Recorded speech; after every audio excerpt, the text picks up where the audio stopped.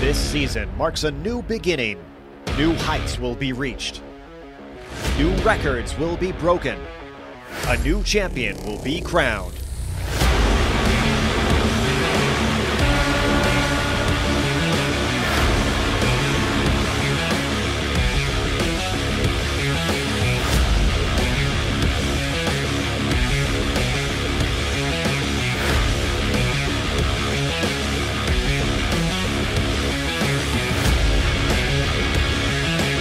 Competition, commitment, excitement.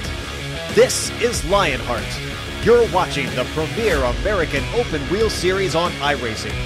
The Lionheart IndyCar Series presented by First Medical Equipment starts now.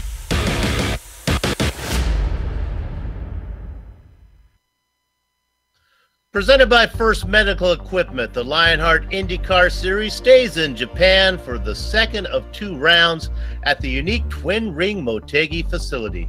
After taking on the egg-shaped oval last round, up next this morning for round 7, it is the supermarket-like road course configuration that will play host to the Race Center Grand Prix of Japan, and all the simulated Dallara IR18 action can be seen live as it happens here on the Global Sim Racing channel. Once again, konnichiwa, and welcome to another GSRC broadcast and the Countdown to Green presented by the Sim Pit. As cyberspace flows into your place over these 15 streaming award-worthy minutes, we'll bring you all the storylines, all the stats and facts you'll need to appreciate the Race Center Grand Prix of Japan that will immediately follow as we count down to green. And here to do all of that is yours truly, Bill Soupzon, joined by former real-world IndyCar driver Richie Hearn. The Doctor of Pits Topology, Amjad Yaman, is our director, armed with cameras located, aimed, zoomed, and focused by GSRC's camera guru, Dougie Beard. Now, 2 weeks ago on the Motegi Oval, it was Jason Galvin who emerged victorious after a late caution brought the field together. Galvin managed to hold off the adrenaline duo of Chris Stouffer and Joe Branch, who finished just behind the no-name driver. Delivering a nice, solid top 5 result were the synergy duo of Brandon Limkeman and George Anzaldo. Surprisingly, Galvin's win was No Name's first win of 2018. But Richie, the venue is the same, but the track is not. Tell us about this time the Twin Ring Road Course. Absolutely, and thanks, Soup, and welcome everybody. But before I talk about the track, let me remind you that everything during the Countdown to Green comes courtesy of its sponsor, the Sim Pit. The Sim Pit's an entertainment channel dedicated to sim racing. Its focus is to bring you news, reviews, and information from around the world about sim racing hardware and software. It also focuses on what it takes to be a better sim racer, with instructional video and how-tos that'll help your performance on the virtual track. Check it out at thesimpit.com. And speaking of virtual tracks, let's talk about Twin Wing Motegi. This track is located near Motegi, Japan, just 86 miles from the Fukushima nuclear disaster. The Twin Wing gets its name from the facility having 2 racetracks, a 1.5-mile egg-shaped oval and the 4.8-kilometer 14-turn road course. It was built in 1997 by Honda as part of the company's effort to bring the IndyCar Series to Japan. In the real world, it was Danica Patrick's only major racing series win, finding success on the oval part. But today we are on the stop, then start, straight, then hairpin-style road course, which flows differently than many similarly sized tracks. There's a slight elevation rise towards the hairpin, but all in all, the layout is exceptionally flat, Japanese standards. The best way to get an idea of what this place is like, let's jump on board for a lap around Motegi.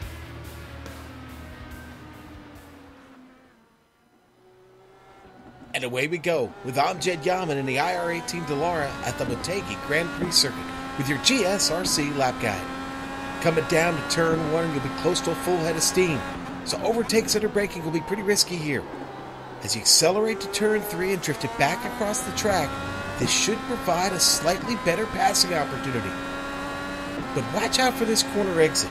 It acts as one long arc through turn 4. Drivers will find themselves feathering the throttle here and fighting to straighten the wheel so they can get back on the hammer. Back across the track and once again down to turn 5. This is the tightest and slowest back and forth section of the track. Expect a number of drivers to attempt passing here. Now time to fly into the oval and onto the outfield portion of the track.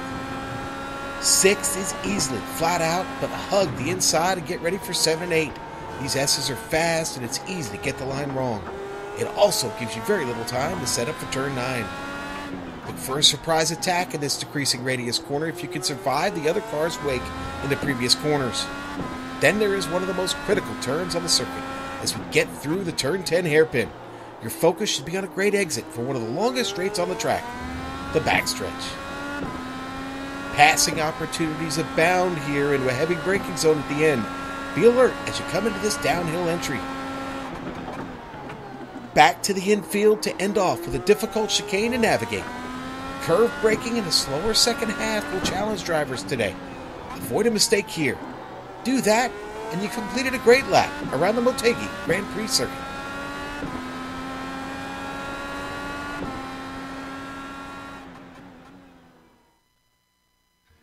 You know, we tried to kick him off these broadcasts, and he turns up doing a lap guide. That was the voice of Sean Ambrose taking you around Twin Rings Motegi, the road course. And, of course, the drivers will want to do well so that they can move up in the point standings. Let's go ahead and take a look at the First Medical Equipment point standings right now. And it is Adrenaline's Andrew Kinsella. Now, he might be getting all the attention with 3 wins, but No Name's Jason Galvin has been more consistent. We have 6 races in the books and 6 races to go before the drop races start to get mixed into the standings. And that is when the true picture of the First Medical Equipment points will really come into view. Let's talk about George Anzaldo for Synergy. He picked up 8 spots. He's now in 14th thanks to a 5th place finish last time out. And then there is Anzaldo's teammate, Dan Guerin. You know, he leads all the drivers in bonus points, but yet he is 16th in the points. I think that kind of says all you really need to know to how Guerin's season is going. Let's go down to the team championships. And, of course, this one is sponsored by, who is this one sponsored by? HTPP Simulations, of course. Wouldn't have a team championship without them. Adrenaline, No Name, and Synergy sit in the order on the chart. 1, 2, 3. And they also finished that way last time out on the oval here at Motegi. So by simple math, they hold station, but the intervals between them all expand. The team I want to talk about is Dragonfly Racing. They had a good round last time. 4th on the day, thanks to Chris Lanini, Robert Bluen, and Matthew Mercer. Drag sitting in 5th right now. They are close within striking distance of Loud Pedal. All right, so that takes care of the driver and the team championships. Let's go over to Richie, see how those rookies are doing. Absolutely. We're going to bring you the butt kicker Rookie of the Year standings. We got Steven Larkamp for Gap SRT. Picked up another spot in the Drivers' Championship. He's now 7th. Larkamp has also raced 608 laps this season and has yet to pick up a single incident. That's pretty good. Bart Workman for Skidmark Motorsports is 12th overall. And Samuel Ryman matched the season best result by coming home 13th last round. The controlled KS driver moves up 2 spots on the rookie chart. Hey, look at that. And boy, that talk about being perfect, Larkamp. Yeah, that's really impressive.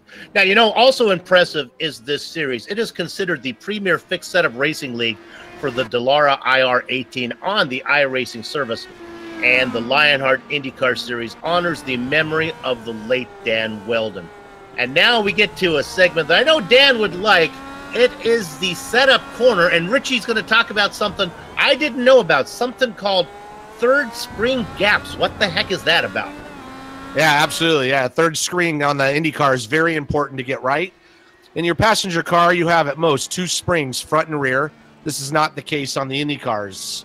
The designers at Dallara have implemented a third spring that only engages when the load increases at the highest speed.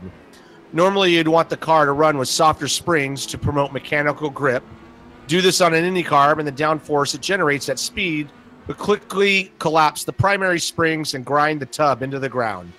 The third spring allows the use of softer primary springs, which functions at lower speeds, with the third spring coming into play when speeds increase and the chassis is blown down towards the track. When the spring is activated, it is controlled by the third spring gap. The larger the gap, the more force it takes before the third spring takes up the load of the car. Just get it right to maximize the suspension of this new Dallara IR18. That's really interesting. You know, that's something that I think I could use on my mattress at home, because lately my backside has been rubbing down into the box spring, and it's I think I need a little extra. I need a third spring on there. I sleep a little better. All right, we've talked about the track, gone over the points. Richie's talked about the third spring gap, which I thought was really interesting, something I did not know about. Let's go to something that is a little more predictable. How about we look at the series details, Rich? Yeah, absolutely. And these series details come to us thanks to the SimPit. Series details here. We're on season 6 of the Lionheart series. We're in round 7 of 24. They do include 3 drops.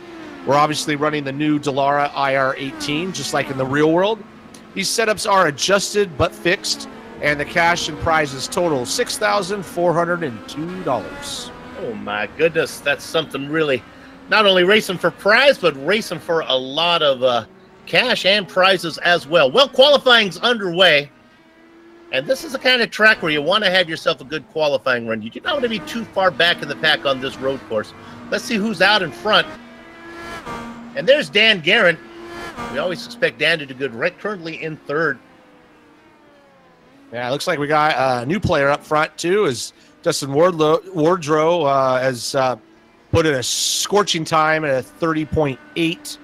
And we got Brian Yazik. He's usually up front as well. He's right behind him, about 10th behind there.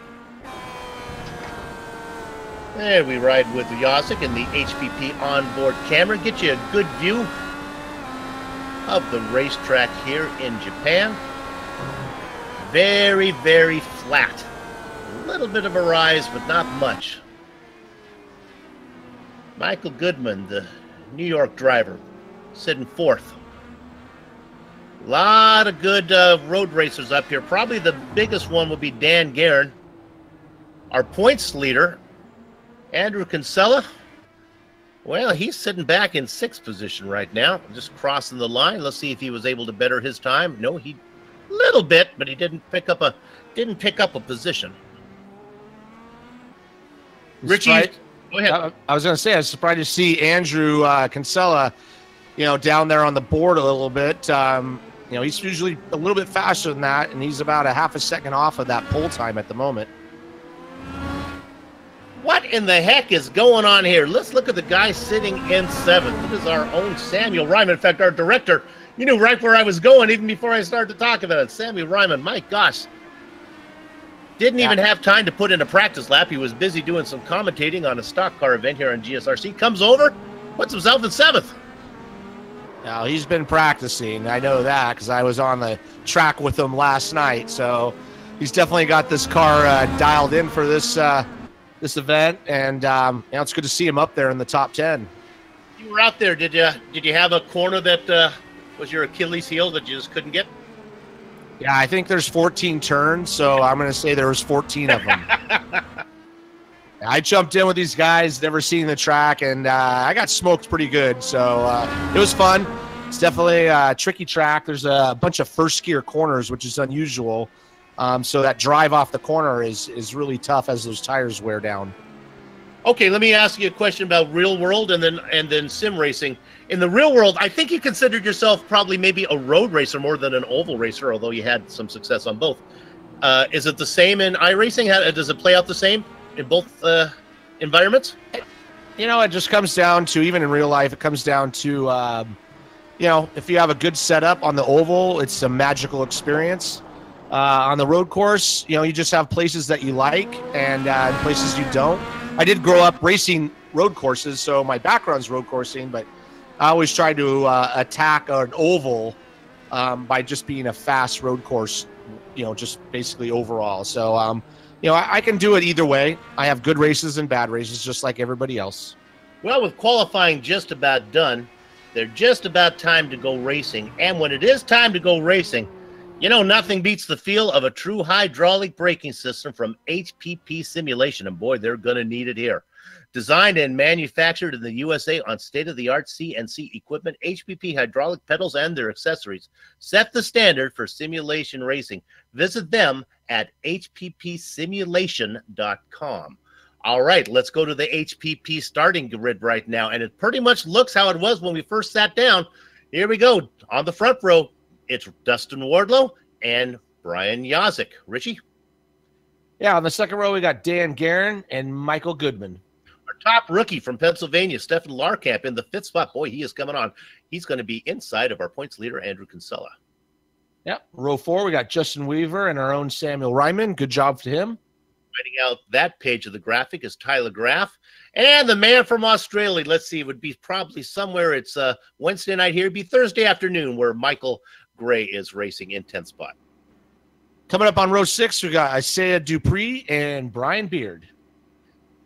In the Baker's Dozen position, it is James Motley Krahula and Joe Canigan Flanagan flanking him. Row 8, we got Scott Johnson and Ian Adams. Pierre Neidendegla in the 17th position. 18th, it's our second in the rookie standings, Bart Brooklyn.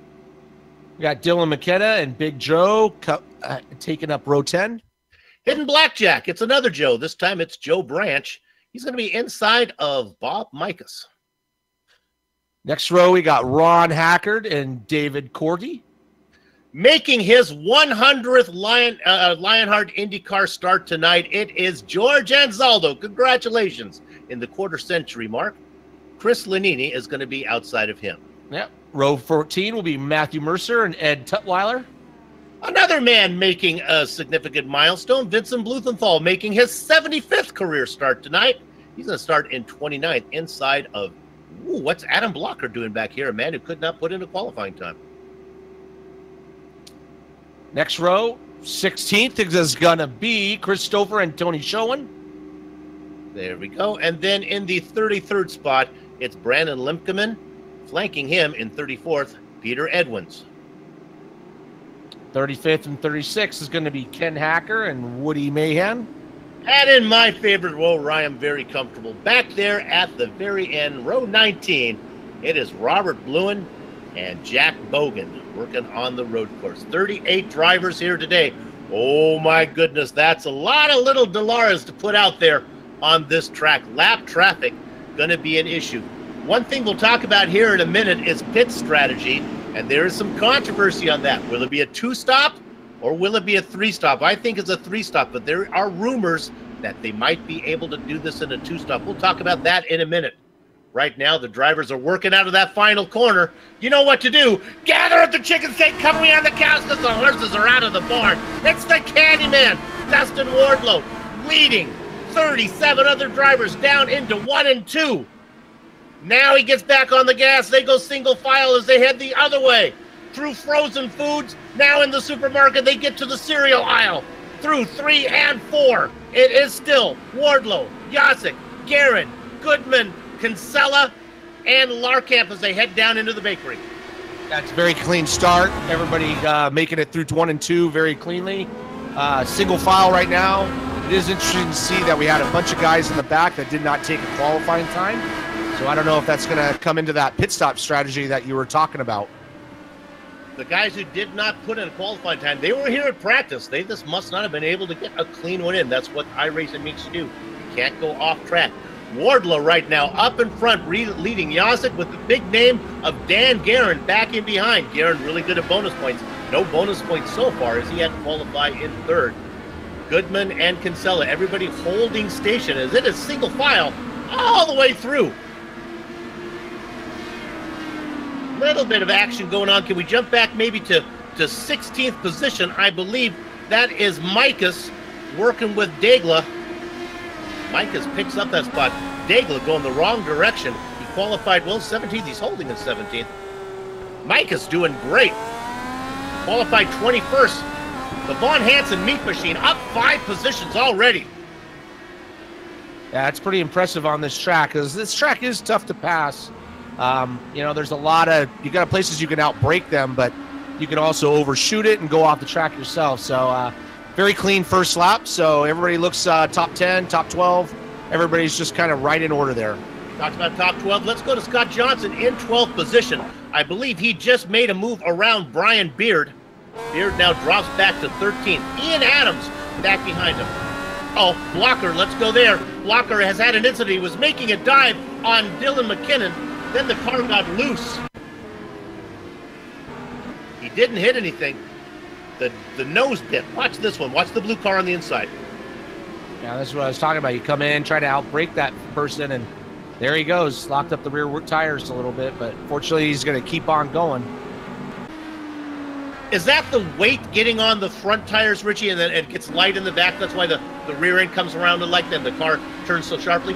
Yeah, you just got so much weight transfer, and you're trying to turn the wheel at the same time that it just kind of comes around on you. So it's kind of a fine balance you got to work on. Yes, I can only brake going straight. That's probably why I am so slow. Let's go ahead and look up front, see if anything's going on there. Pretty much holding station. They race in the order that they qualified for the top 4. Kinsella has picked up a spot as he's able to get around Justin Weaver.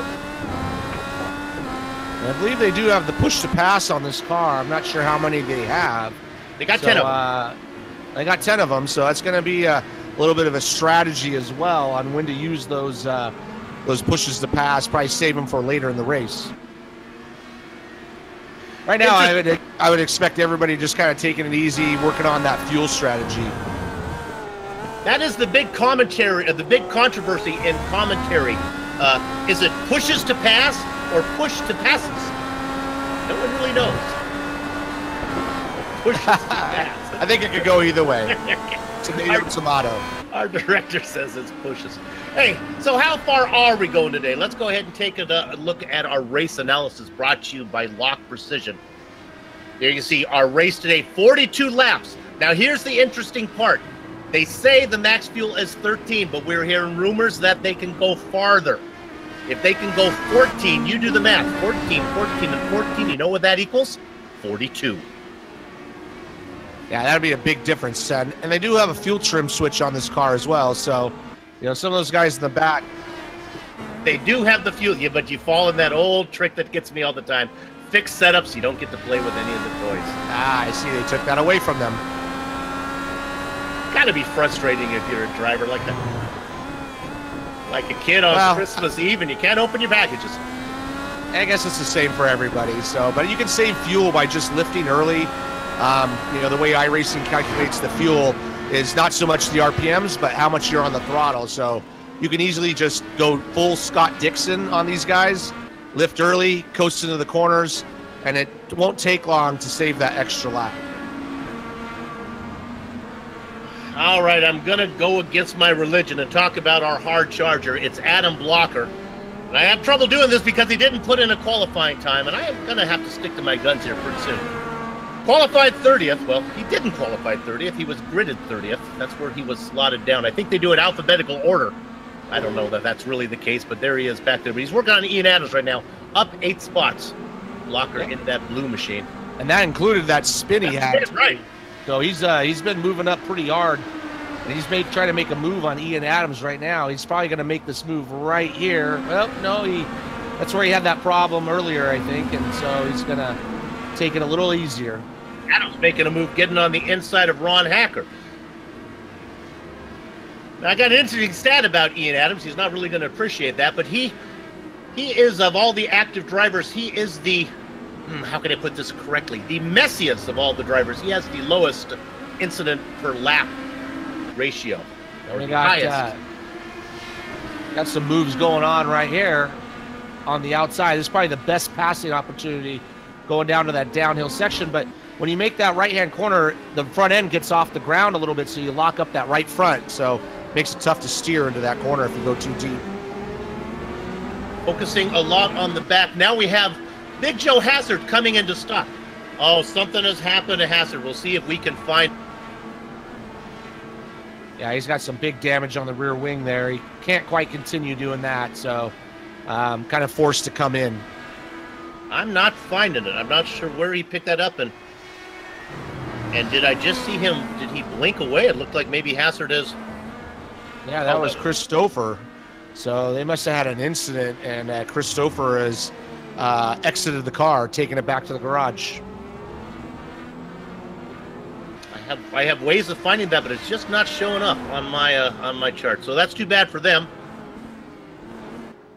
The driver's up front holding station, but we can now let's go ahead and talk about Justin Weaver. While we were back there looking at some of the drivers a little farther back, Justin Weaver has moved up into 5th now.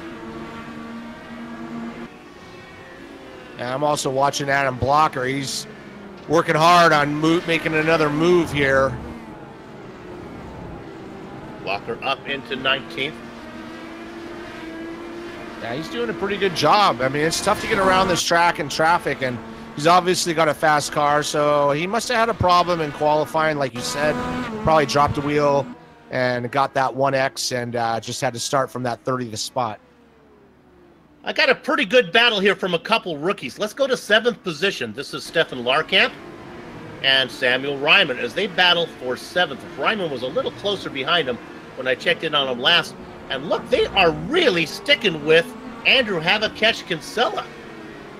Good a ride on board with Kinsella in the Sim Pit onboard camera, looking back at the guys who are chasing him, Larkamp and Ryman. Yeah, Justin Weaver's moved up from 7th to 5th. Andrews holds steady at 6th, but Stephen Larkamp has dropped those 2 spots, so I'm sure he's wanting to get up there. Having no incidents for all the races, that's pretty impressive. So I'm sure he's trying to keep that record clean here. What about this track? Is this the kind of track that maybe you can, he almost used an incident like a push to pass, steal a little bit of time by picking up an incident, or are the curves pretty unfriendly? It's very easy to, as you come off these corners, like we're coming up right here, that's first gear, get on the gas a little bit hard, drop a wheel on the exit. So if he can go incident-free on this track, I'll be pretty impressed and still finish in the top 10. The leaders are working lap number 6, going to be working lap number 7 as we are on screen. Looking at Ryman. He's been marking them. And they lose a little momentum, and that brings in the Aussie, Michael Gray, back there in 9th. Larkamp and Ryman, both rookies. Gray, far from a rookie. Yeah, I like this turn right here. This turn 1 and 2. It's one sweeping corner. Try to get a good drive. This next corner is another good passing opportunity. But I think this is where Adam Blocker had his problem early on. Not a big fan of this corner right here. It really tightens up. Right. That was Kinsella. The car just got loose coming out of, I think that was 3. He got it off on the grass, and when he gets to 4, it's really 3 and 4 is almost one corner. Yeah, and you can see he's going to go down to 2nd gear. 1st gear washes out. And there you go. And fortunately, he didn't hit anybody, and he can continue on here. We're going to stay on the replay a bit, and we'll watch Michael Gray. Oh, and there's some contact. What? Oh, got some big contact under the bridge there. See, I'm not sure who that is. My camera will be able to find. Oh, I found it. It was indeed Ryman on the outside and Larkamp on the inside. They make contact, and then they get into who could it be underneath the bridge? I guess it's Michael Gray. Yeah, and he just had no opportunity. So we just jinxed him by saying that. There goes his incident record. But there you go, Michael Gray. He's got a hell of a lot of damage on there. He's going to have to come on in and get that fixed because he can't continue without a front wing. Put a couple rookies racing together, and now Larkamp is under attack from Tyler Groff for 7th. And he's got huge damage on that front wing as well, so he's going to be struggling for that understeer. And then we got Sam in with damage as well, so a little bit of a carnage going on there in that top 10 spot. We'll see how this works out. Ian Adams with damage. He's out of the car. Ian Adams, we talked about him being a bit messy. Well, that's going to help with his record staying as one of the messier drivers as he's found some trouble. Now, this may not be the worst thing for these guys. Remember, we talked about it. It might be a 3-stop strategy so these guys can come in, get a little repairs done. We don't put it on the chart because it's kind of insulting. There are no fast repairs, no free car here. This is big boy racing. You break it, you bought it. That's always been the case in the Lionheart. We're right on board with Brian Yosick in second position. He has not been able to get around Wardlow, but in the same aspect, Wardlow has not been able to drive away. And Groff makes the move finally up into P7. That was really easy picking there as Larkamp's car not doing well. There you can see clearly Larkamp's car on the left with the interesting aerodynamic design. He had so much steering he couldn't make that corner there. And, if I was Steven, I'd probably think about pitting fairly soon. The other thing we want to watch out is Adam Blocker with all that carnage. She's moved up to, I believe, 13th or 14th spot now. 13th indeed. You and I were thinking the same. I was just going to look at him, see how he's doing. He's got about 1.5 seconds to get to Scott Johnson, who's racing in 12th. We look at Scott Johnson. Why don't we take a second through the field? We'll go up from here. In 11th position, it's Bob Mikas and the Von Hansen Meat Machine. Again, up 11 positions. Started in the double duck spot. Now racing in 11th round. Sitting in 10th, that's Brian Beard. A man started in 13th, up 4 spots. James Grahula. He's got about 2.5 seconds, and it won't be long the way that Stefan Larkamp's car is going before he gets to 8th. Larkamp losing touch with Tyler Groff in 7th. Andrew Kinsella, he had an off, but he didn't pick up any contact. He's racing in 6th. Just going beneath the overpass right now, that's Justin Weaver in 5th. He's only a second behind the New York driver of Michael Goodman. And this is where we get to the guys who are racing and where they qualified. Dandy Dan Guerin in 3rd, all by himself, a 1.5 seconds behind Yosick, and about 3 seconds ahead of Goodman. And then the guys up front, and he's not giving up. Brian, look at this. Brian Yosick right on about 3 car lengths back from the Candyman Dustin Wardlow. Oh, and here's the pass. Wardlow must have missed a shift or something. He is just getting blown, eaten up.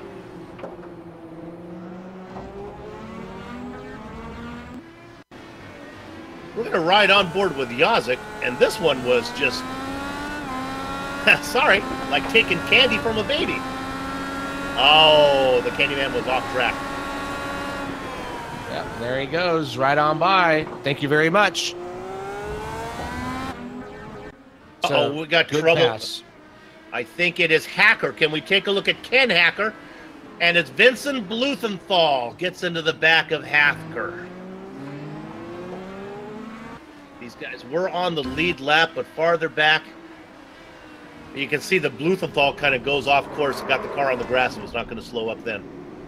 Yeah, he just came in a little hot. Just gave him a little, drilled him right in the right rear. And hopefully everybody keeps going. No damage, it looks like, on either car. So it's not the end of the world. That is no way to celebrate your 75th anniversary. Speaking of that, let's talk about the man putting in his 100th race today, George Anzaldo, in 19th, up 6 spots. Yeah, that's good for George. Just be steady. We got a long race to go. We're only lap 11 of 42. A lot of carnage going on already. So, he holds clean. He could get up in there in that top 15 spot.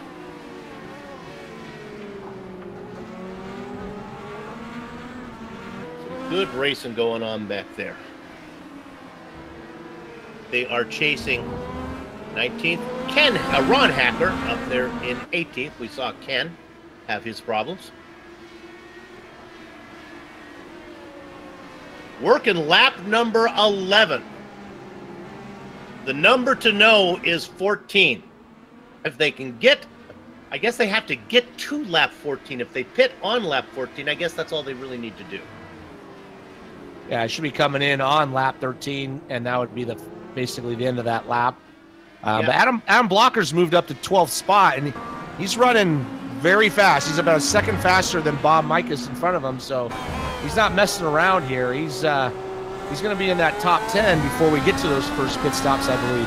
I got to think that the guys up front, in fact, Yazik was able to make the pass on Wardlow. We missed it. Yazik is our new leader. Oh, well, that's right, we had a court. That's right. Blocker makes another pass. What's interesting here, that's right, as I forgot that Wardlow had that off. Dan Guerin has been able to gobble these guys up. I wonder if there's a bit of fuel conservation going on right now. These guys are trying to get to make their number. Let's go to 4th.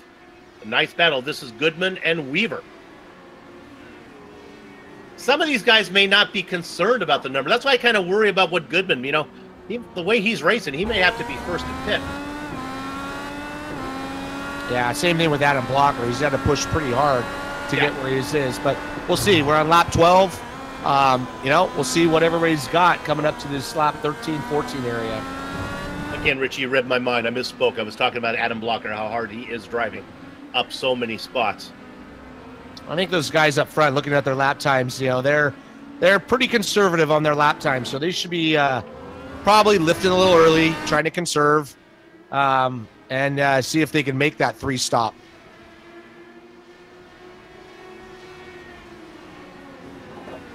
Being conservative to get to the first stop, probably easy. Being conservative to get to the second stop, probably easy. Being conservative when you're racing to the checker flag, that's where it might be a little tougher. Yeah, absolutely. You don't want to put yourself in a box where at the end you're saving so much fuel you can't race. So try to save now and just see where that puts you. You always work the race backwards from the end to the beginning, not the other way around. Were you a good fuel saver? I don't think so. No one ever said I was, so I don't think I was. I don't know if that's something you want to be proud of.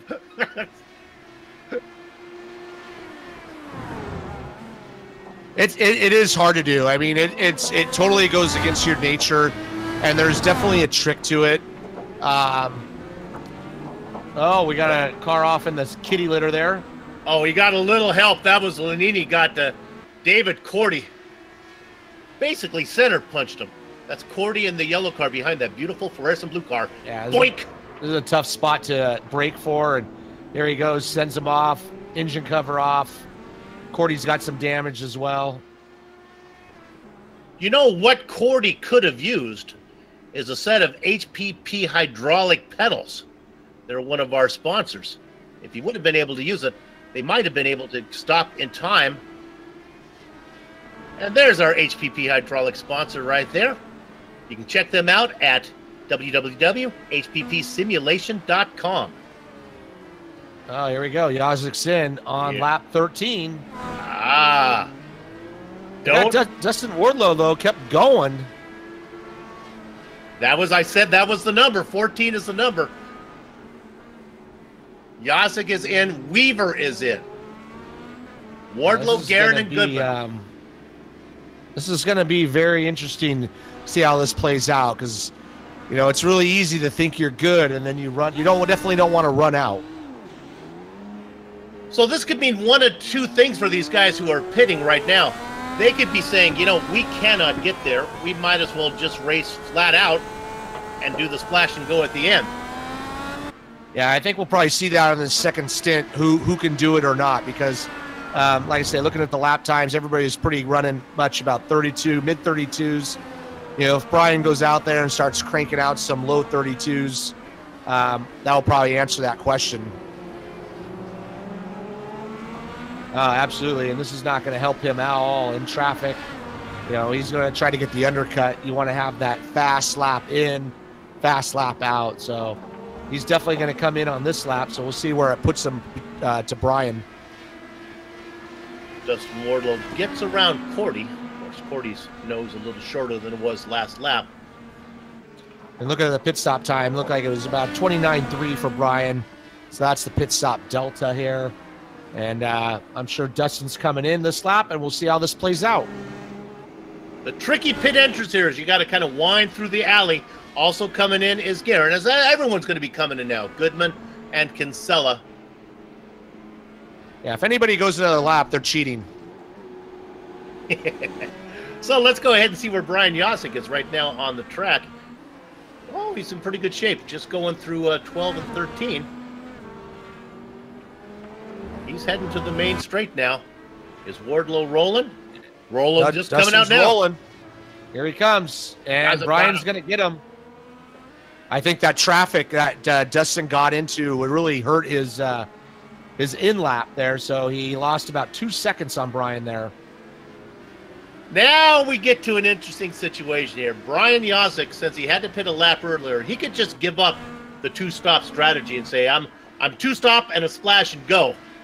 And just go out there and race. We'll see how that plays out to Wardlow and Guerin, who are going to have to manage. They were able to get to lap 14, but they'll have to do that again and then again. Yeah, in order for that to work for Brian, he's got to get out there and start laying some really fast laps here while he has those fresh tires. So let's give you that interval. Well, if we can.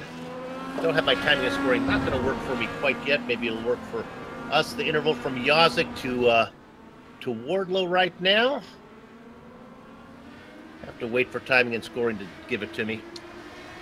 Yeah. And Blocker is not with us. See if I can find it. Adam Blocker is he's disconnected, so he has had an incident and has taken it to the garage. So that's too bad. He worked really hard to get up to that top 10 roughly area.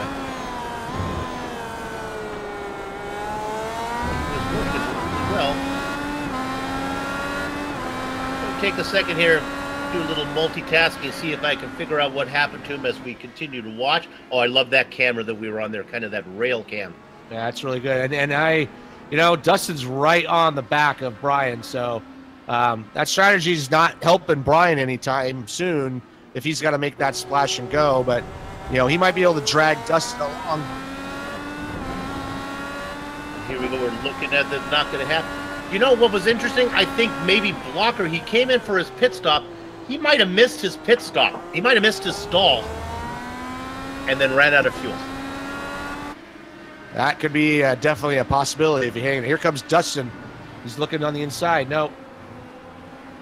If I was Brian here, knowing that Dustin came in a lap later, I'd definitely try to force Dustin to drive as hard as he can to make him get on that same pit strategy. You got a good battle there. Yeah, the problem that Yosick's going to have to do, if I have my math right, he only went 13 laps on the first stint. That means somewhere he's got to do a 15-lap stint. I just don't know if that is doable. Nah, I don't think it's doable either. He's probably committed to that, 2 full stops and, a splash and go. But, if he forces Dustin to overdrive his car, it's probably really close for him to do a 2-stop strategy. So that's probably what he's hoping for. We got these 4 guys right on top of each other. So this is going to play out really interesting when we get to lap basically 26 and see where everybody's at.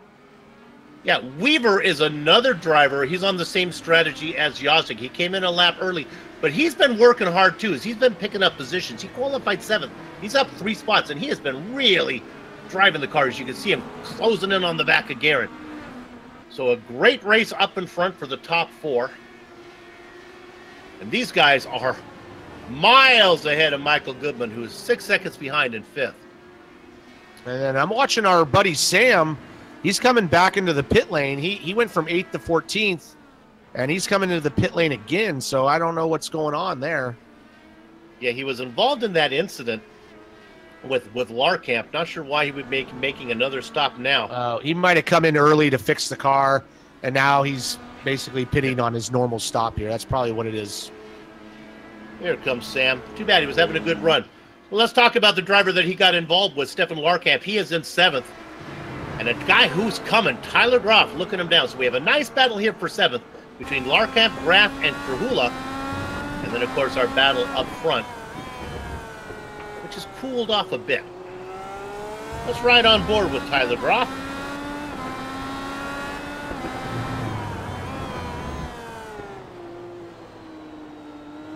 Yeah, this is a really tough corner. In my race yesterday, I crashed right there. So I know exactly what that is. So here we come. It's going to dive down very steeply into this one corner. It's a very good passing spot. And as they brake, front tire locks up a little bit. And this next corner is really fun. First, second, third, sweep to the left, and then just get ready for that last chicane here coming onto the main straight. If you know your supermarket, just figure it out this way. This is down the meat aisle. You know, those are usually on the end of the supermarket. And you come down here and you turn around. This is where they sell the eggs. And you come back down this way. This is canned foods, your fruits and vegetables. You go down this aisle. And then corner 3 and 4. That's where you'll see your chips. And then down here, this is where they cereal. Stop, pick up some Captain Crunch. And then head on over into the deli. Yeah, you gotta love that Captain Crunch. Uh-oh. And we have, I heard a crash somewhere, but I guess we're okay. We're looking at Bob Mikas. Yeah, he's got some friends. He's got some cones there he's taking with him. Uh-oh. And that's one way to get rid of the cones. Nice evasive action from the guys beyond. We're going to look with Dylan McKenna here. He had a good view of this one. That was a big wreck for Bob Mikas, and unfortunately he had to exit out of the car at that point and get the tow. Where are you going to go? I'm going to go this way. I'm going to go get Cookie Crisp over to the left. We are back live now. Nothing going on up front. It's still Yazig, Wardlow, Guerin, and Weaver. Although Weaver is really pestering Dandy Dan. Yeah. And I want to point something out that Brian's dropped his lap times down to a 32.0. And he's running about half a second faster than Dustin. So he's got the pedal to the metal here, trying to drag Dustin along and get him on that same pit strategy. Well, we always like to profile a driver, and this week it's going to be Justin Weaver. Let's take a look at him. We'll put up a little video of Justin driving around slowly. Certainly not what he's doing right now. Oh, doesn't he look pretty in that little picture-in-picture up there? His career start, this is only his 14th. You compare that to what George Anzaldo is doing here, making his 100th today. Just a baby in the Lionheart Series. No poles yet. No career wins yet, but he does have a top 5 and about 5 top 10s. His first race was back at Atlanta. And let's watch him right now. Oh, Brian Yazig. Now, why is he's coming in now at lap 19? This makes no sense. Yeah, I don't. This is going to be a splash and go, I guess. That's what I'm guessing. Yeah, he's going to take his, I guess, his fuel right here. Doesn't matter when you take your 3 stops, as long as you take them. So, yeah. Yeah, so just fuel only, and this will be his quick stop, and he's going to have one more full stop. That's very interesting to do. I think I would have just kept going and just made it at the end, but... Wonder, maybe I didn't happen to see, maybe there was some lap traffic that was coming up and he thought this was a good time to come in. It worked out okay for him because he has clear track in front of him now. He's only gone down to 6, so he can pick him up and put him down. Yeah, I mean, that he might have been really paying attention to that, and if he was, kudos to him. If he can pull out, get in that clean lap, and just go. Oh, and the Candyman has melted. He is not on the track. Will he come back? Come on, Dustin. Don't go to the light, as Carol Ann would say. Come back.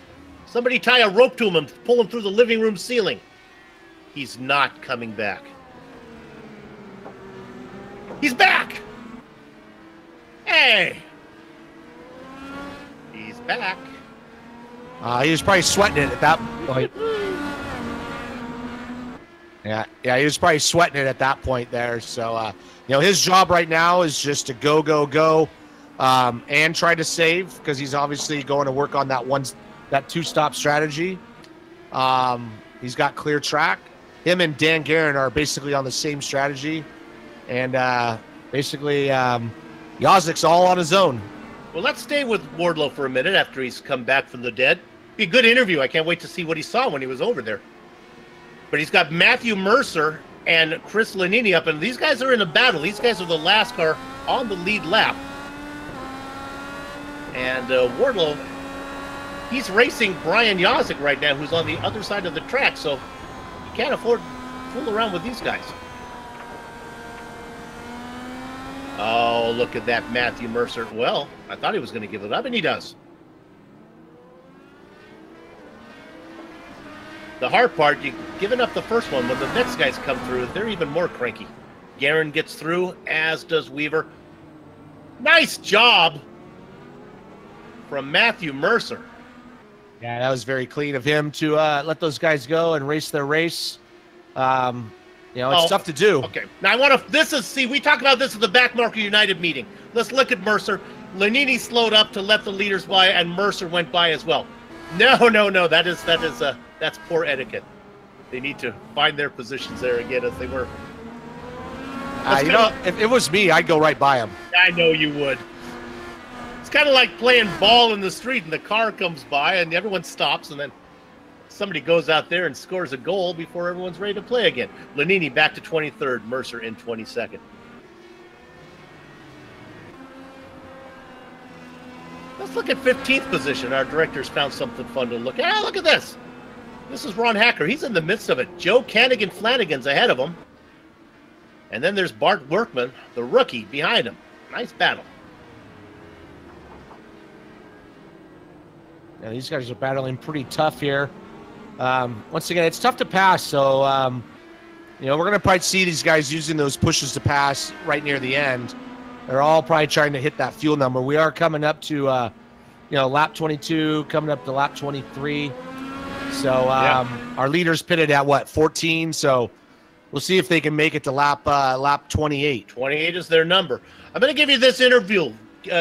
Kids at home, mark it down on your clipboard as we're looking there at Bart Workman, who's making his stop. It's 22.4 seconds. That's the interval between Dustin Wardlow and Brian Yazik. For this to work for Brian, he's got to be able to be faster than Wardlow. If you're going to take 3 stops, and the guy you're racing only takes 2, well, you've got to be faster than him when you race him. And looking at Brian's lap times, I mean, he's not really setting the world on fire, so he's got to get going here, I think, and to try to close that gap up. He's got to make up that 30-second or so, 25-second pit stop that he's got to close up between these guys. He'll have to get that closed up. And, one thing he can do is might want to think about spending some time at Race Center. Race Center operates in Australia's most... Maybe we can go ahead. Let's go on the Racing Kangaroo for this one. This makes more sense. Oh, he's not on track. Michael Gray's not out there. Race Center operates Australia's most advanced racing simulation centers. There's 2 of them. There are 2 active stores, one in Sydney and one on the Gold Coast. For more information, please visit www.racecenter.com. If those guys were around when I was racing on the Gold Coast, I definitely would have visited. Yeah. So, that would have been, looks like it'd be a lot of fun.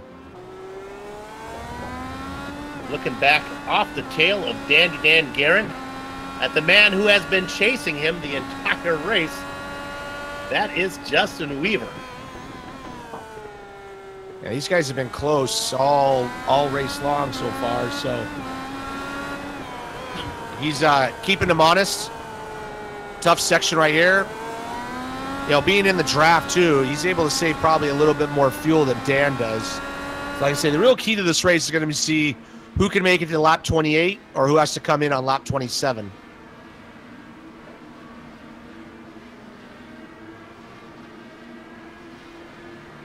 We are on lap 24 right now.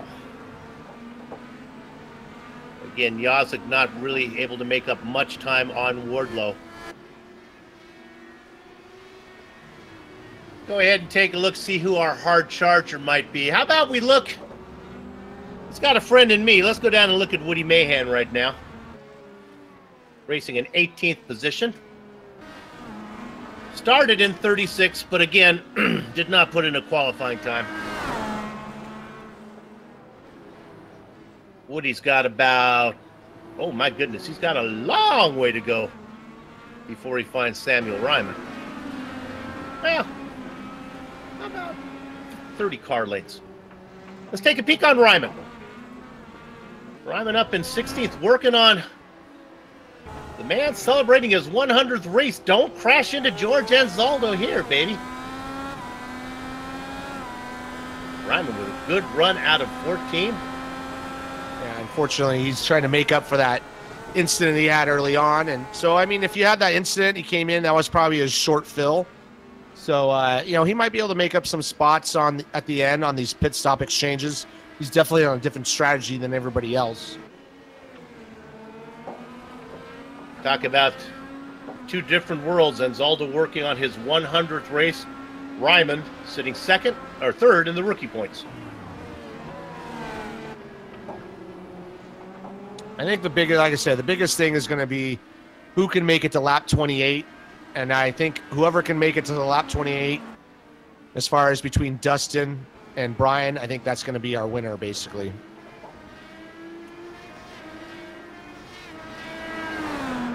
Brian's charging hard. He's 23 seconds behind, but he's got to make one more stop as well. Let's look at the driver in third, Justin Weaver. I wonder if Justin maybe isn't making his number. Boy, he has slowed down. I'll go back and take a quick look to see if he made a mistake. Or if he just got a, he did. He got a little bit loose. Car got off and he lost some time. Nothing we really need to see, but he had a little bobble and that cost him quite a bit of distance. That gives Garen a little bit of breathing room. Yeah, gives him a little bit of breathing room. Now is Justin, you know, he's got 8 seconds back to Andrew, so he's got some space. So if I was him, I'd start saving some fuel, see if you can try to make it to lap 28 here. Not a lot of battles going on right now as we ride on board Andrew Kinsella. Have a catch racing in the Sim Pit onboard camera.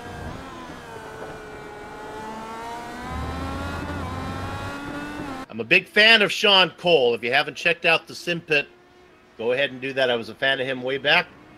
Glad to see that he's still out there doing what he does. Not many people do it better.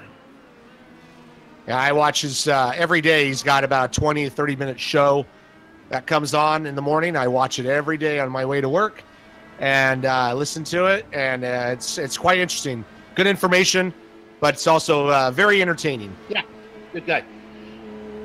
Chris Lanini coming in, going out. You know, Sean just had his 50th birthday, too, a couple days ago. Oh, well, congratulations. It's all downhill from there, baby. Right? Yeah. I'm about 3 years from that, Soup, yeah. So I got some hope.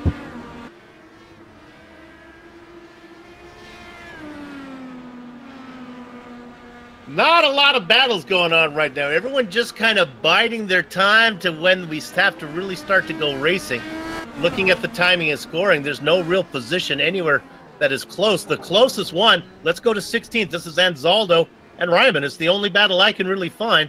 And again, it's a bit of a faux battle as Anzaldo is on a one-stop strategy and Ryman is on some kind of weird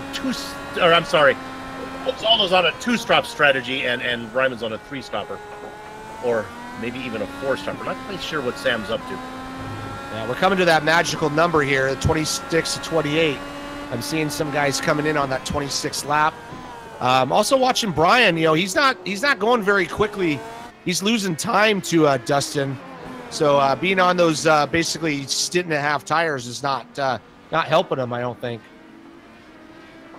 Brian Yasek has been able to knock off, I didn't write it down on my clipboard. Did I say 22 or 24 seconds? Well, if you wrote it down, kids, you'll know. The interval right now, 23.7, Yasek to Wardlow. I could read my own handwriting. I'd know if he's gaining or losing ground. Yeah, we're coming up to that point. See who's going to make it to that 28th lap. And, you know, Dustin looks like he's going to be able to do it. I don't think Justin Weaver is going to be able to do it. That's the guy we got to watch for. It's really, he's now working. He might be coming in this time. In fact, Weaver is slow. Oh, Weaver's out of gas. Yeah, he didn't make it because he pitted 14 laps ago, and he tried to stretch it out. He's done. Close to making it. Yeah, he should have pitted the lap before, and it's downhill from here.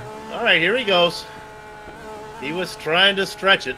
I had a hunch it was going to be close, and honestly, it wasn't. And there goes Brian Yosick. Said, "Man, you should have." They actually make contact a little bit.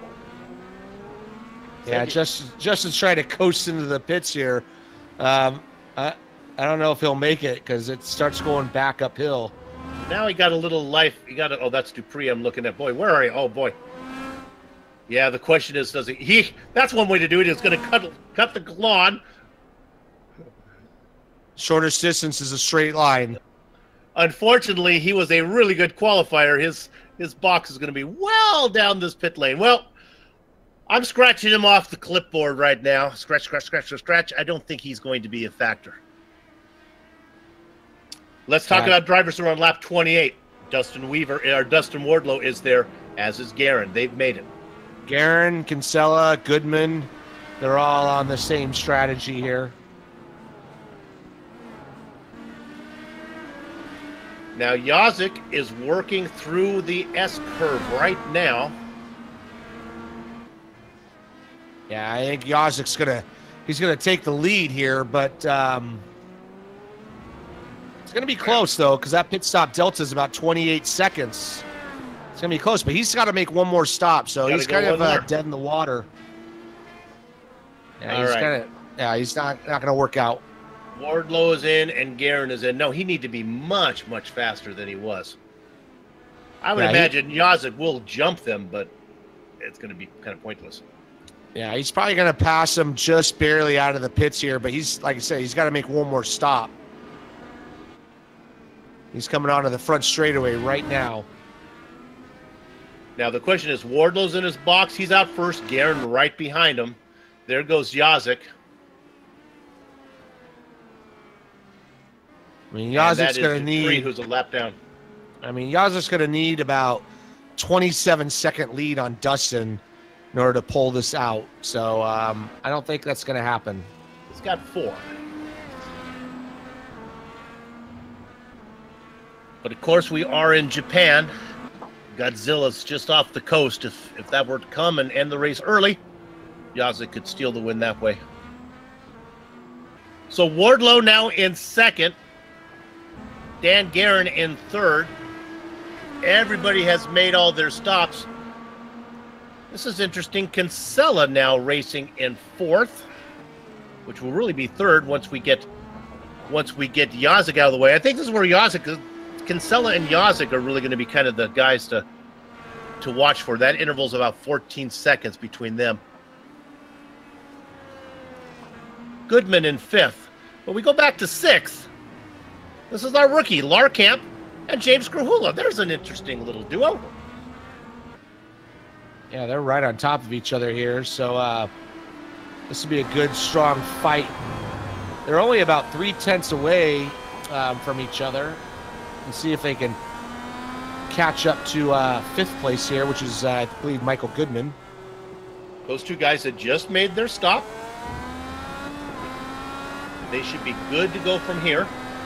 The problem they will have is they have to be careful how hard they race each other, or they will end up like... I would have to believe that was just a miscalculation, because he missed it by about a half a lap. Boy, he sure did. And there's the pass. Larkamp hanging on in sixth. Krahula trying to get there. Can't get it done yet. Krahula in the yellow car. Well, let's hope it's yellow. It is. And I'm going to take another shot of this one. I'm going to call that blue for Larkamp. All right, I'm 2 for 2. So we talked about the man who ran out of fuel. That's Justin Weaver. He's back there in 8th. About 2 seconds behind these guys, but he's been really fast. Yeah, he's probably looking to make up some spots. He's probably not happy with that outcome. But he did start 7th. He's running 8th, so not so bad. James Krula right in front of him started 13th, running 7th, so that's awesome. Let's see how this plays out. I mean, I'm sure these guys are going to save some fuel to make it the next 12 laps, but so far, so everybody's been doing good. I believe, though, if you try to use that push to pass, that might screw you up a little bit. Interesting. You could be on the last lap with a bunch of push to passes in your pocket and not afford to be able to use them. No, and the problem I have right now with like looking at Brian Yazik is he's really not going fast enough. Here's the pass. Krahula makes the move on Larkamp. Well, I thought so. Oh, that's tight. They're going to stay together. Now they work through this. Now Larkamp's got the inside. Oh, there we go. That was good racing. That allows Justin Weaver to close up a little bit, all that nonsense going on. Bad news for all the Justin Weaver fans. Unfortunately, I think he still needs to make one more stop because even though he coasted it all the way around, I don't think he actually made it to lap 28, so he's going to have a hard time getting there.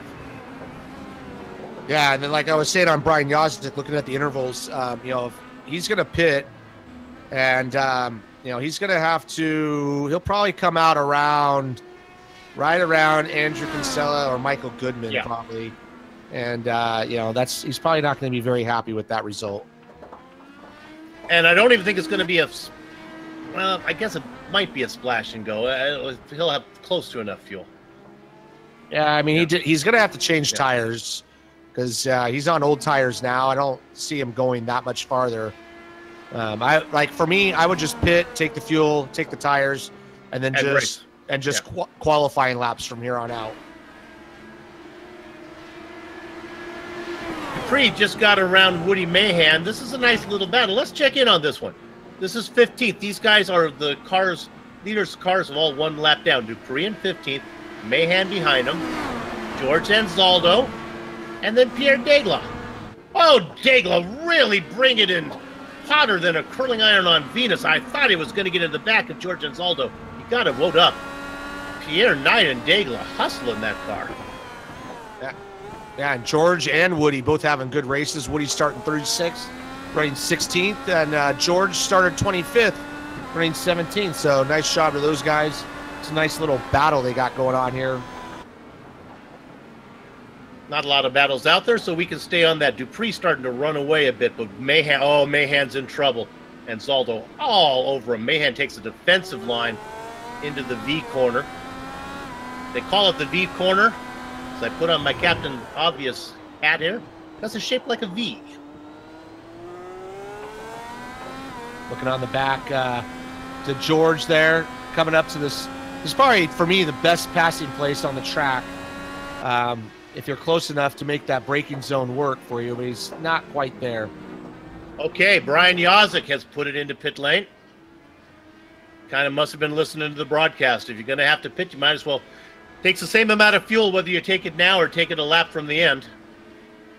Yeah, come on in, maybe get some new tires, right? Yeah, you got to get new tires. There he goes, jacks up, new tires. He's going to have to come out and just go guns a-blazing. He's falling behind Andrew Kinsella. Here comes Michael Goodman. It's going to be close, but he's going to stay, so he's going to end up in that 4th spot here. Cycles out in 4th, but he should be good to go from here. But he can race full speed. Yeah, absolutely. He can go flat out. A little bit less fuel, so more like qualifying pace. And, he's only about 6 seconds, 5 seconds behind Andrew. And Kinsella's going to have to nurse it. So that'll be fun. And, going back to that pushes to pass, I mean, this is one of those things where Brian's probably going to be able to use it where everybody else can't.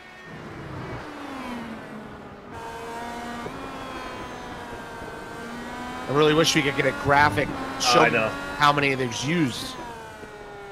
That would be nice. But I think the theory is if the commentators could have it, then the competitors could have it. So we'll keep it a secret.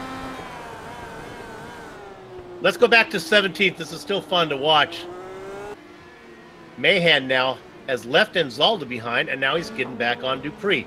Dupree in 15th. These guys are still the leaders. So the cars that are one lap down, Dupree and Mahan. That's for 15th. A little farther back, Anzaldo, Degla, and Samuel Ryman. What are the closest battles? Our directors found one here in 7th position. Larkamp and Justin Weaver. Weaver makes the pass. And I'm telling Steven, don't worry about it, because I think the number 66 is going to have to come in one more time. Here we are riding on board.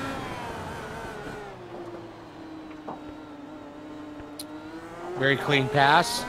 And like I said, you might be right. Steven's probably noticing that, you know what, I'll let him go because he's got to stop one more time. No reason to fight it. Especially if he's listening to the broadcast, you get a little strategy that way. And, of course, the commentators are never wrong with strategies. We look at Justin Weaver right there.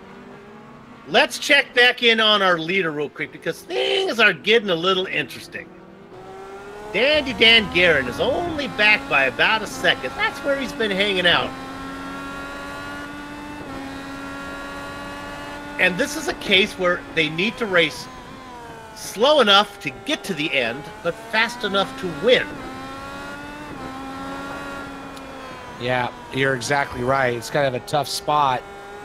And, you know, he's probably going to have to try to use the lap traffic to help him out a little bit. Although, here we go, lap traffic pulls over for them. So good job to that guy. Guerin probably too far back to be saving any fuel from being in the tow. Yeah, you probably got to be closer to about a half a second to get any benefit from that. But, you know, 8 laps to go. I don't know where they are. I got Brian Yazik just put up the fastest lap of the race, so he's on that qualifying pace now. Yeah, that makes sense. And, you know, he's closed up, you know, to Andrew quite a bit here. He's half that gap when he came out of the pits, so, you know, he might be able to get into that podium position before the end of this race. Well, it's going to be fun because Yazik in 4th, and between him and 3rd is this battle we've been looking at here. Bart Workman, Samuel Ryman, all these guys that were playing around. Ryman in 19th. Let's go to Ryman real quick because here comes Workman right behind him. These two guys sit 2nd and 3rd in the rookie standings. Ryman 3rd, Workman 2nd. Yeah, unfortunately, Samuel, you know, great qualifying spot. Just a little unfortunate with that one incident he had early on. And, you know, just trying to see, keep that rookie standing alive here. And ahead of that, let's go to Kinsella in 3rd, pulling out of the way. And this is going to cost him a position. This is Degla. Degla gets out of the way. Meanwhile, behind them, that is Workman getting around Ryman. And not far behind them, you can see that HPP car of Brian Yazik creeping up on Andrew. Kinsella has negotiated through Degla. He's just got to get around George Anzaldo.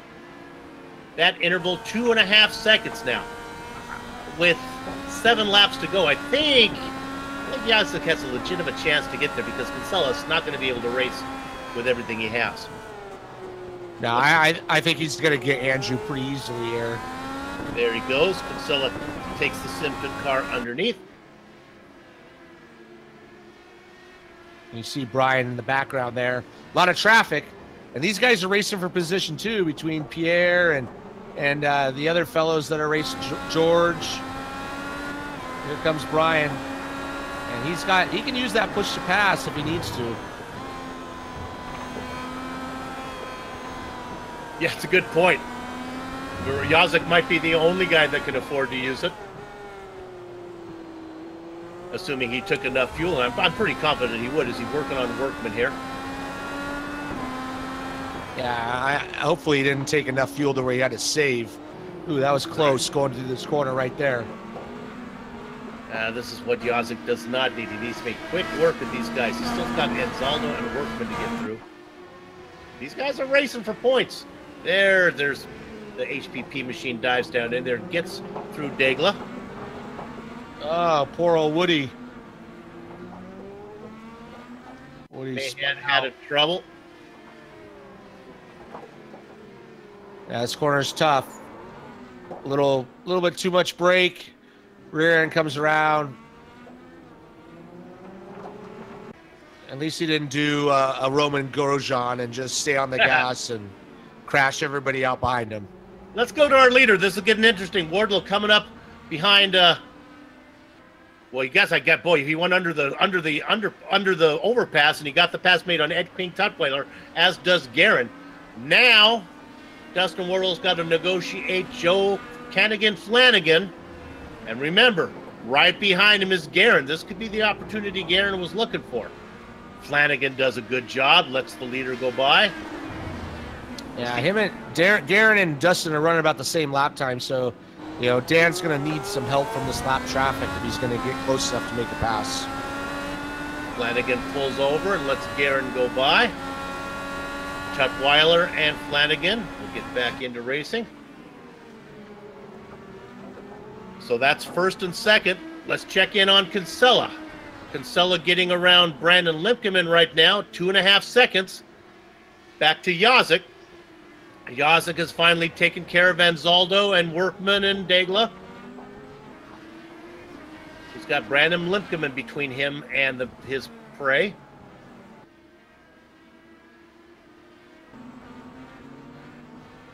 Here they come onto the front straightaway. I know probably Andrew's watching his relative box. He can see that Brian's coming. But lap traffic has actually helped Andrew quite a bit. He's kind of held bay at about 2.4 seconds behind. I'm going to jump you around. This racing for 16th is just too good. This is Workman right on the back of George Anzaldo. He is all over him. Degla watching from the popcorn position. These guys are no longer the lead cars one lap down, but they are racing like it's for the championship. And Zaldo, in his 100th race, doesn't want to spoliate. They'll go beneath the overpass. Here comes the pass. Workman side by side. Cielos bathtubs down into the S curve. Workman on the outside carries the momentum. Gets it done. Move Bart, the rookie, up to 16th position. He puts the veteran back to 17th.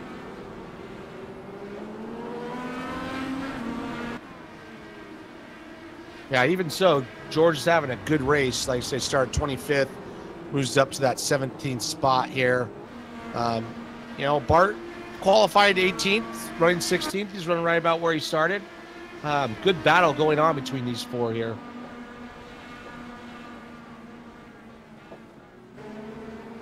Four laps of racing to go.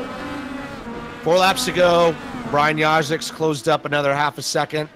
So he's pushing pretty hard. Man, he might not get there. I thought he would easily get to Andrew, but he just might not. It's going to be close.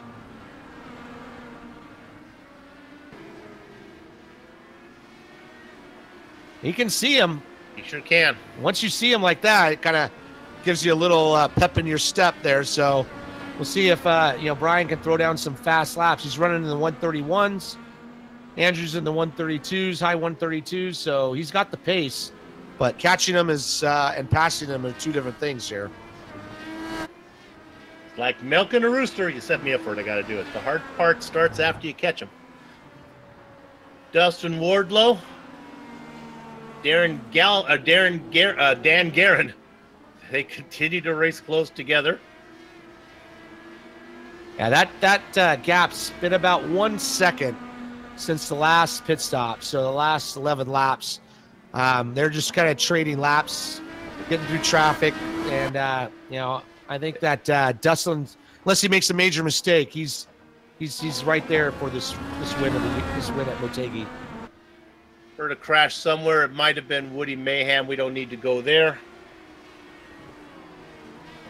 I think the winner is going to be whoever has the most fuel in the tank here and can race the hardest at the end. The leaders work their way around Scott Johnson. Let's check in on Kinsella. It's now 1 second as Yazik is coming. Yazik with his fast lap. Yeah, that's a really good lap this late in the race. So, he's right there on him, about a second behind. But like I said about the Rooster, it's hard once you get there. Then the hard work comes. Truckweiler goes off track to let Kinsella and Yazik go by. 3 laps remaining. We look at both battles. I feel more comfortable with Yazik getting Kinsella than I do with Garrett. It's all going to be who has much fuel left. We're going to look at this pass. Here comes the HPP machine of Yazik. Brian, if you're listening to the broadcast, I would appreciate it if you could get this done quickly. I got leaders to watch. Right now, oh no, he's going to go off track. Oh. Hopefully he doesn't put it in the wall, and he doesn't. Yeah, that's that first gear action. You get on the gas a little too hard. That's kind of what happened to me last night in this turn he's in right now. But he's going to hold on to that 4th spot. So it's a good effort. Yeah, definitely, I'm sure Andrew's like going, oh, thank you very much. Luckily, if he had a butt kicker product, he might have been able to feel the car starting to give way, because it adds that extra connection between not your hands and the screen, but your posterior and the screen. Check out all the products of Butt Kicker at thebuttkicker.com. Let's go back to the lead now with 2 laps to go. It is Dustin Wardlow. Does he have enough fuel to get there? And as we expected, Ed Weaver had to come in. That's no surprise as he worked his way through the field, but now it's given back. The gap between Wardlow and Dandy Dan, well, you can see it for yourself. What, about 3 car lengths? This is not about talent. This is not about car setup. This is all about how much petrol do I have in the tank? How hard can I race you? How much have I saved? Yeah, Dan's closed that up about 3/10, so maybe he's saved a little bit more, and he's able to use that push to pass as well. So this is getting closer than I thought it would be. The white flag is out, and this is exactly what Andrew Kinsella wants. He needs these guys to mix it up. He needs them to push each other so they run out of fuel and they both die on the last lap, and he can steal the win. They're through 1 and 2, now going into 3 and 4. It is the Candyman, Dustin Wardlow. Smooth as blended whiskey through those corners. He knows what he needs to do. He just needs to get the car to the end. Dan Guerin has been saving fuel. He probably has some push to passes that he could use. But can he afford to? They go through 130R, now down into the S-Corp. They get to this technical section of the track. They head into quarter 9, the V corner. Dustin Wardlow has the car out in front. I hear no sputtering. The car looks strong. He's got to get on the gas now. Now they go to the hairpin. And you can't save fuel now because it's a straight line all the way to 11. You don't want to hear it sputter. You want it to be smooth. 11, 12, 13, and 14, and then it's the checkered flag for the Candyman. He negotiates 11. Can he get there? He's got 0.6 of a second. Guerin is coming. He's 2 car lengths back. Here's the finish line. Give round number 7 of the Lionheart Series to the Candyman. Dustin Wardlow gets it. Dan Guerin will have to take second. Andrew Kinsella brings it across in third, we assume. Brian Yazik, after his spin, will have to settle for just missing the podium. Let's go to P11. This is McKenna in a battle with Brian Beard. Beard's in the lead. They work through 130R. McKenna qualified 19th, up 7 spots, would like to get 1 more. Beard racing just about where he put it on the grid. Down into the V corner. Dylan McKenna losing ground. Now he picks it back up. They're on the throttle to 10.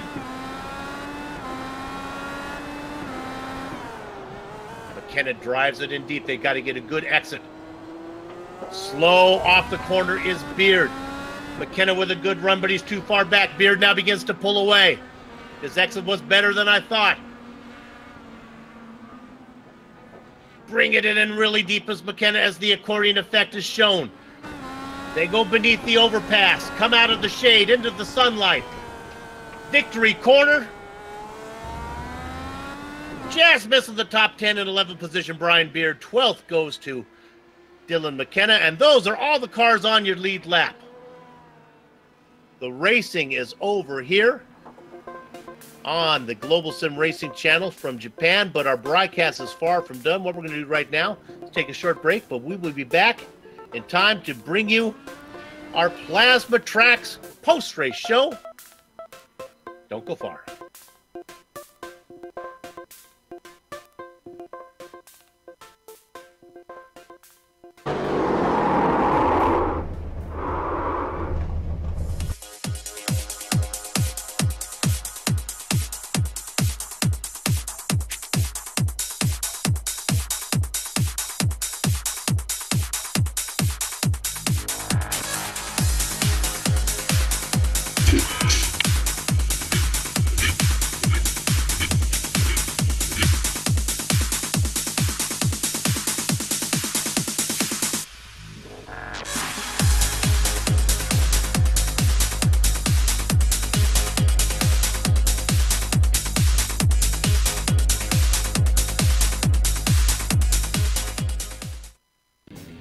The Sim Pit is an entertainment channel dedicated to the world of simulated motorsports.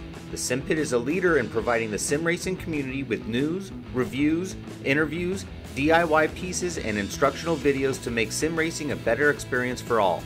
Check us out at thesimpit.com or go to YouTube and just search for The Sim Pit.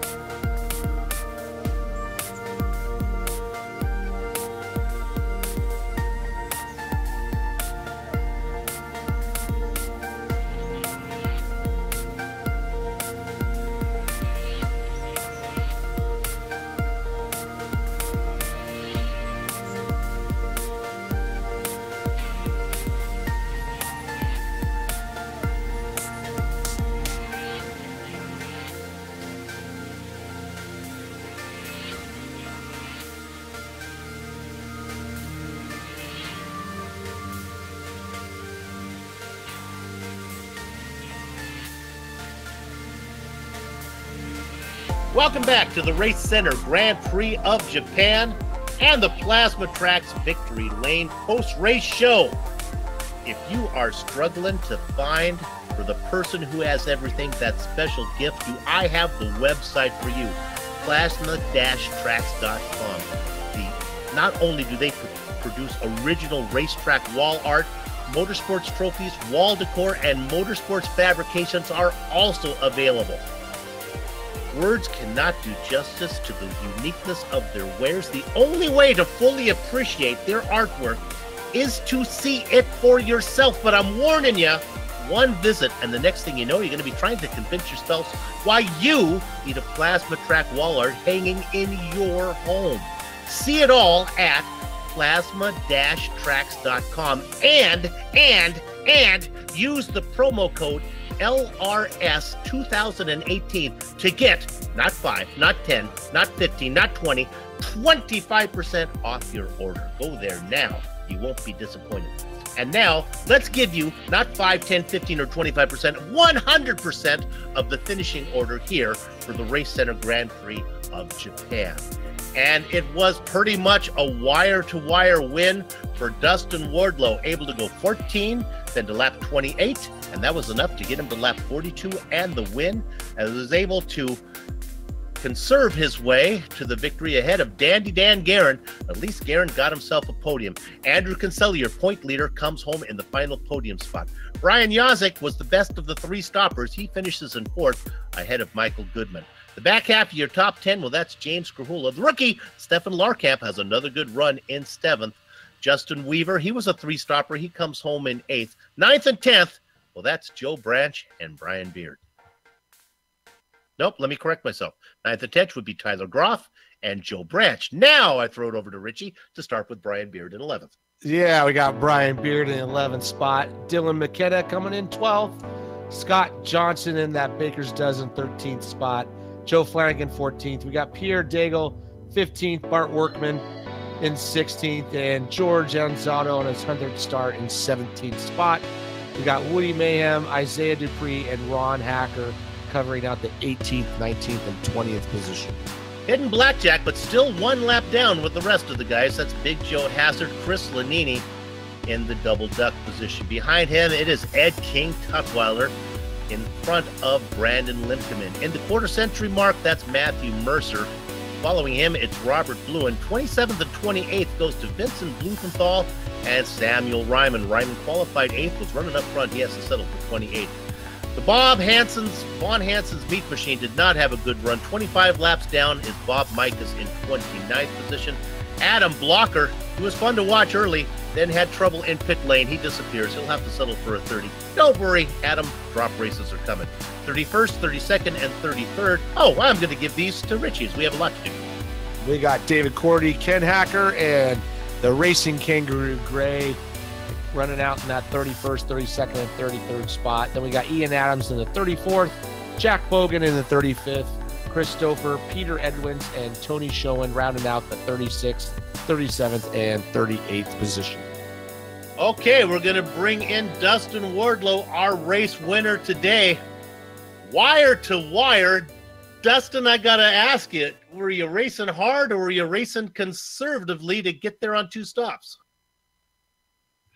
Well, the thing is, you kind of do both here. And I didn't learn that until our practice session just before the race. Dan really helped out a ton. I was not comfortable at all in the car as recently as last night at all. And then once I got some pace and figured out some turns, he showed me how to conserve fuel, and I ran quicker. So it was good. But yeah, we were on. I owe everything to this Team Synergy. All these guys are great in Lionheart, but my teammates in Synergy are amazing. And Dan, I owe him everything for this win. So you get 10 push to passes or pushes to pass, depending on how you want to do it. I'm just thinking with push to passes. How many did you use?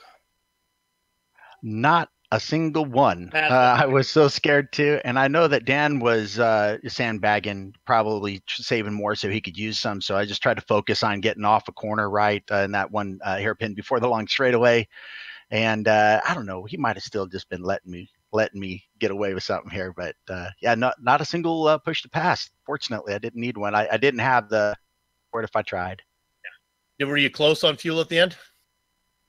I ran out of fuel on the exit lap there. That's how you do it. I couldn't even come around for my from a burnout. Yeah. Burnout. Hey, well, congratulations on the win. It was a nice one. It was sometimes winning by strategy is almost as sweet. So congratulations on that one. Moves you up the standings a bit.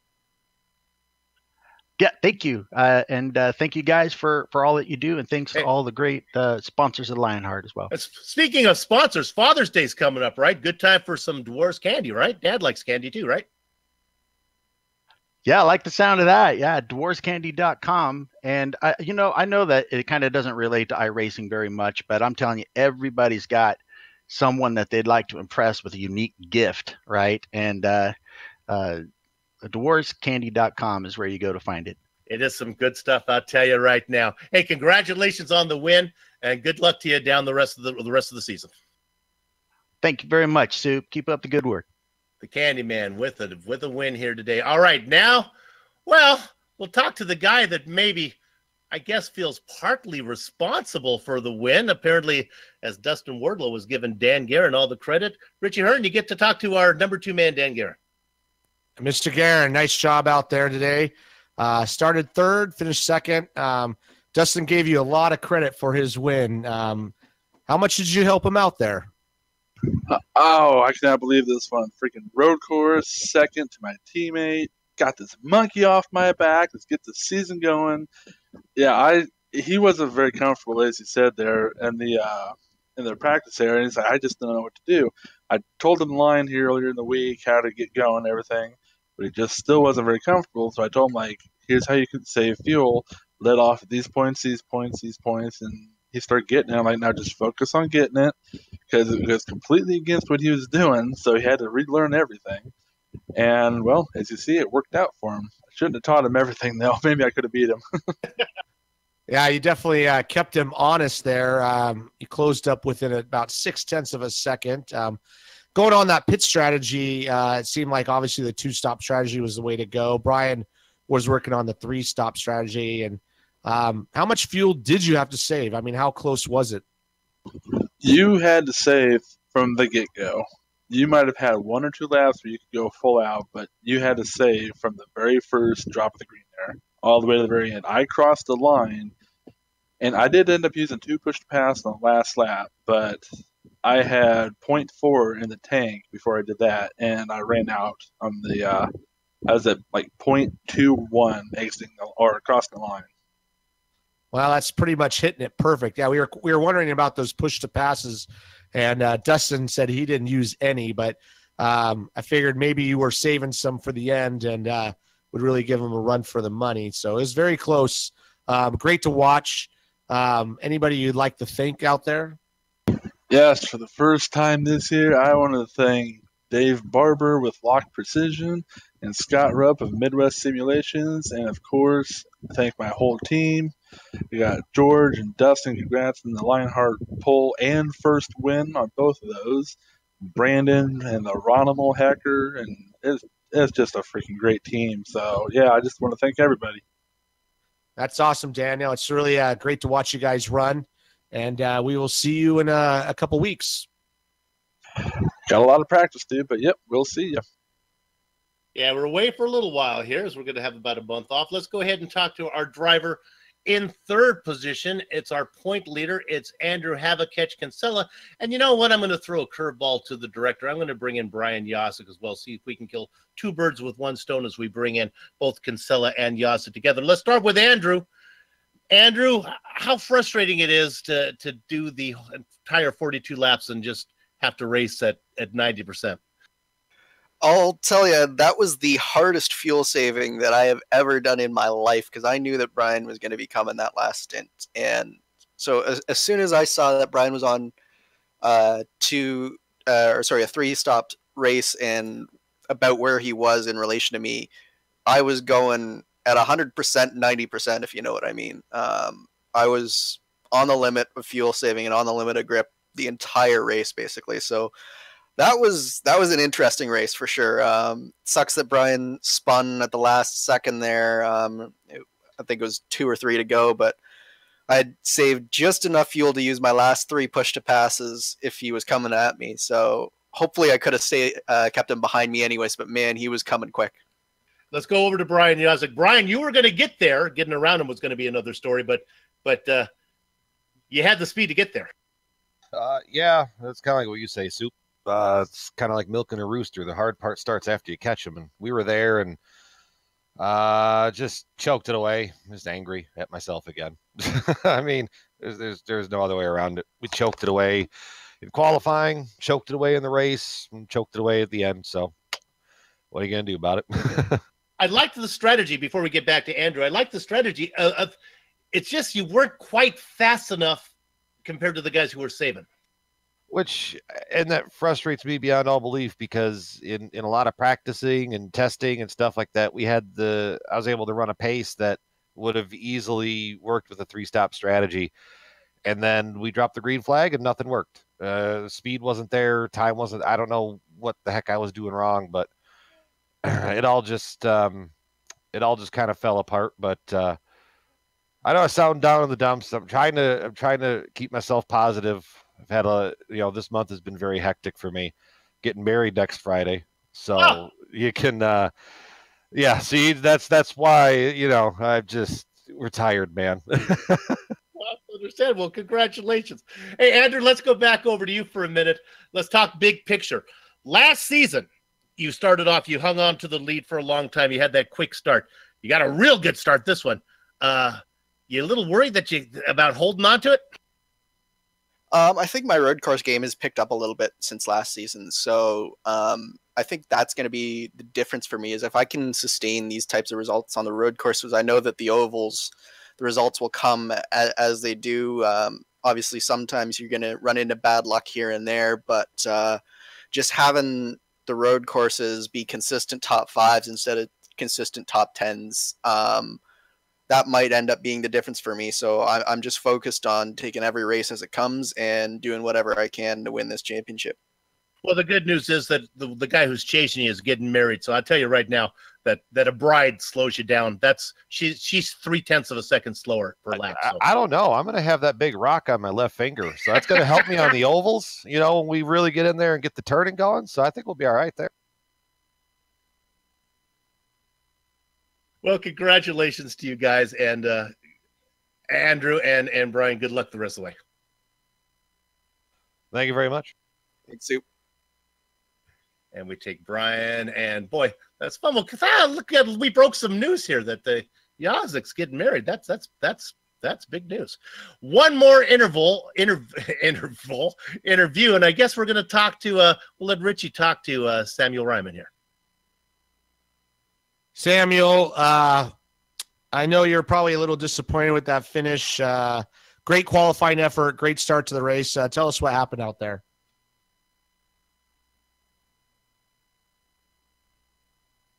I've never heard Sam at a loss for words before. It's a technical issue on my end. You guys able to hear me okay? We got you. Yeah, my microphone is copying my engine at the end of a race. Go ahead, Richie. Yeah, no problem. I was saying great qualifying result. I'm sure you're disappointed with your finish. We saw you get a little caught up in an incident there. Kind of tell us what happened. Well, at the time, I wasn't sure what happened. I was spending the whole race in the back of my mind, like, did I spin the rear tires? Did Stephen get into me? After the end of the race, I realized, Stephen pushed out a bit and got into me, and he's already apologized to me for that. I didn't ask him to. He came right up and did it. So I'm very grateful for that. And, I'm sure we'll move on and race better in the future. I'm very pleased that I was able to qualify in the top 10 and have a top 10 running car.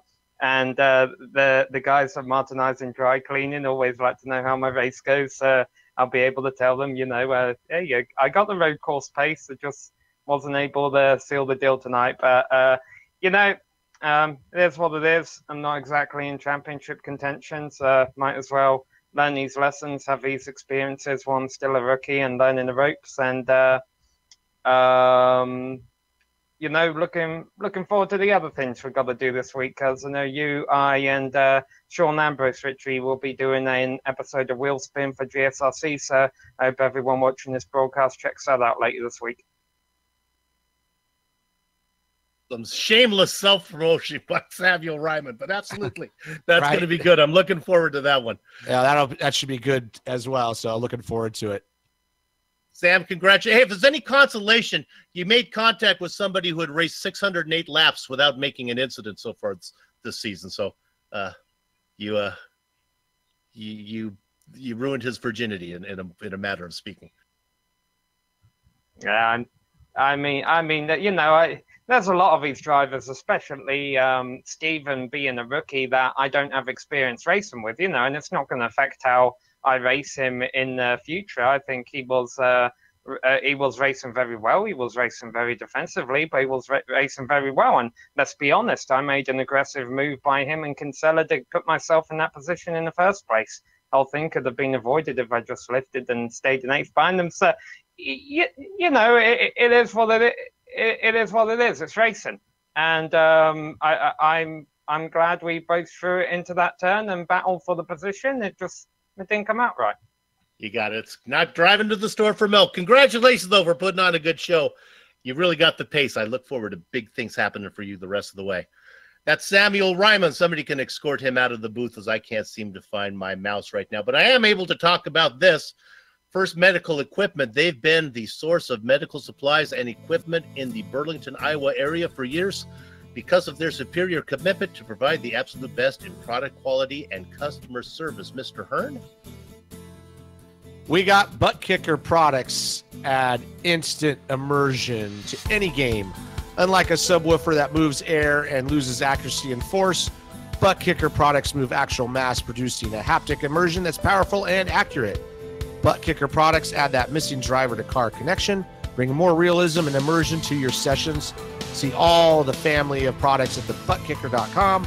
Use the promo code LION20, that's 20, to get 20% off your next order. When you want to go sim racing, I'll tell you what, nothing beats the feel of a true hydraulic braking system from HPP Simulations. You know, they are designed and manufactured right here in the USA on not old stuff. This is state-of-the-art CNC equipment. HPP's hydraulic pedals and their accessories, they set the standard for simulation racing. If you want more information, all you got to do is visit hpp.simulation.com. That's wrong. You have to visit www.hppsimulations.com. Okay. Richie. Yeah, to contact any of the sponsors you see on the screen right now, go to the Lionheart Racing Series.com.